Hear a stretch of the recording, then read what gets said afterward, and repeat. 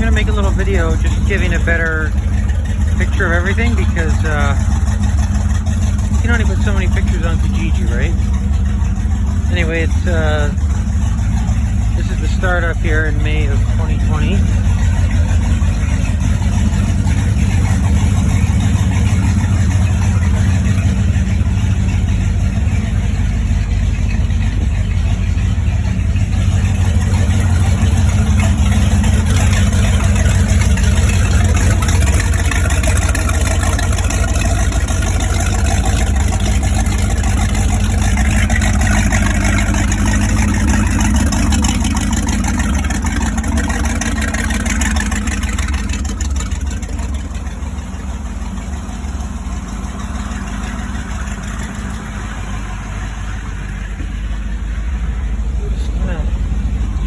The inside here, you got some storage down there for coats, these racks, these things here, and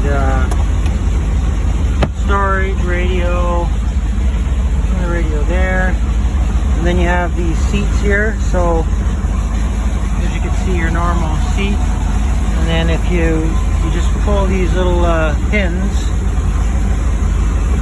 oh, 1, 2, the whole bottom drops out, so now you can stand while you drive